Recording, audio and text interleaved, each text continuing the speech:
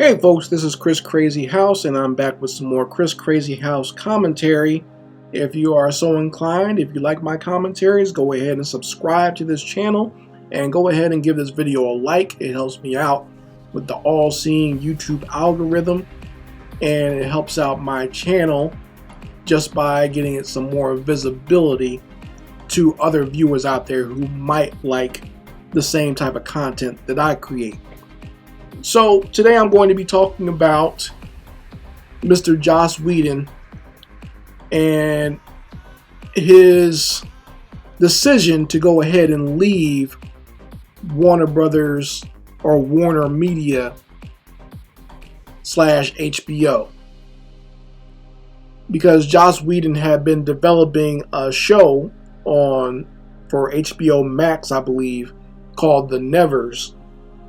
And now he's not going to be the showrunner on that anymore. He has decided to go ahead and pack his bags and go home. And people are saying that the reason that this happened is because of the allegations that the actor Ray Fisher brought up about Joss Whedon being, let me get the right words so he said that Joss Whedon was abusive and was involved in a lot of inappropriate behavior on the set of the Justice League movie.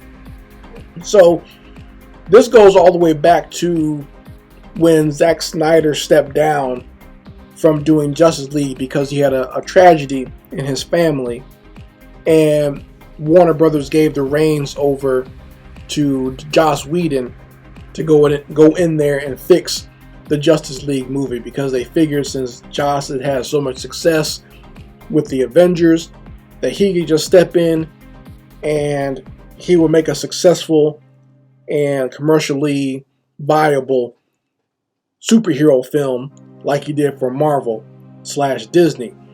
But we all know that the Justice League did not do as well in theaters, and I can see why, based on what Joss Whedon decided to do with the content.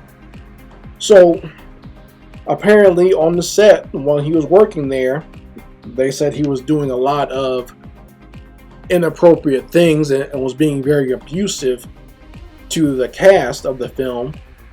Or I shouldn't say they. Ray Fisher said this out loud. And he's the only one who was being vocal about it up until now, where he brought it up about, Joss Whedon's behavior on the set. And I recall that a lot of people in pop culture media and pop fandom were not taking Ray Fisher's allegations seriously. They were, in fact, attacking him for what he was saying, just making it seem like he's just some whiny actor. In fact, they even came up with a name for him because he plays the character Cyborg in the Justice League film. People have called him Cryborg. And people never took his allegations seriously, and they kind of made fun of him and just made it seem like he's just crying sour grapes because he was not given the same role in Joss Whedon's version of Justice League. Because if you see the original or know anything about the original script and the original storyline that Zack Snyder was going for, Cyborg was kind of the hero towards the end of that film, and there was more footage of him of when he was the character that becomes Cyborg. There was more of his characterization before that, when he was on the Gotham football team. But a lot of that was cut out when Joss Whedon got in there. So people were just saying that, Ray Fisher's just complaining because his role got cut down and he wasn't made the hero of the film. He didn't save the day at the end like he did in Zack Snyder's version. But now people are starting to come to his side and come to his aid. In fact, the actor Jason Momoa, who played Aquaman, actually co-signed what Ray was saying and was being very supportive of Ray Fisher. So he's come out in social media and come out there and attack Joss Whedon as well. Now, the thing for me is no one's actually said specifically what Joss Whedon did that was inappropriate, but people are just saying what he was doing was inappropriate and he was abusive, and that's why he had to be given the boot, or that's why their movie did not do as well, and why he's been given the boot now. But even that, there's speculation as to whether he was given the boot or he quit on his own. It might have been a little combination of both, where, you know, sometimes these higher execs, they get the option to quit rather than have a public firing.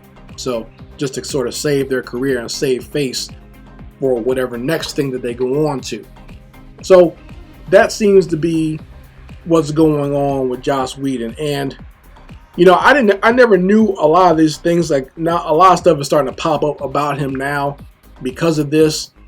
And you know, people are saying, like, his ex-wife is saying how he's one of these guys who pretends to be a feminist out in public and pretends to be supportive of women, but really behind the scenes he's very abusive of women, not, at least not in a sexual way, but just in a very mean-spirited way. So I don't know if you want to believe that or not, because that's still one person's word over the other, right?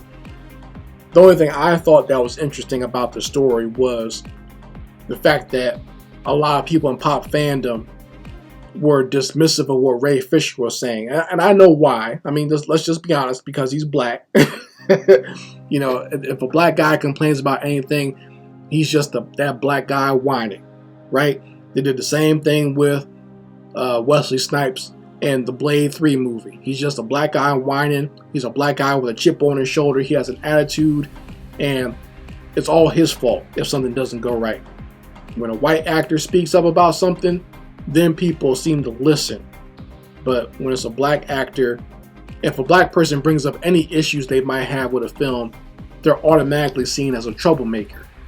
Even the late great Chadwick Boseman brought this up about his very first acting job when he was working on a soap opera, and he just asked some questions about the motivations for his character. I guess that, you know, he was supposed to be a foster kid and his mom was on drugs or whatever, and he just wanted to ask some questions about where's the father for this character. He's trying to ask more questions about the character, and those producers are basically like, hey, Negro, you're a Negro from the streets, your mama's a drug addict, don't you know how to play this already? Just get out of our office, pretty much. And he got fired the next day and they hired somebody else. So that's what I'm saying, is like that any black person who asks any type of questions or has any type of problem on set, or if you're frustrated about anything, they're going to label you a troublemaker, and you're the mean old black man, or you're the whiny or angry black man, and no one's going to want to work with you again.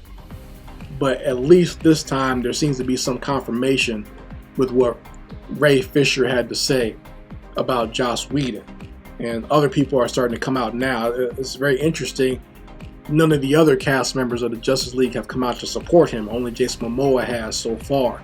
So we'll see how things pan out, or if any more information comes out. Because, I mean, Joss Whedon is a big power player in Hollywood. Not on the super top, but he's high up there enough. He's had enough success where people will just cover for him.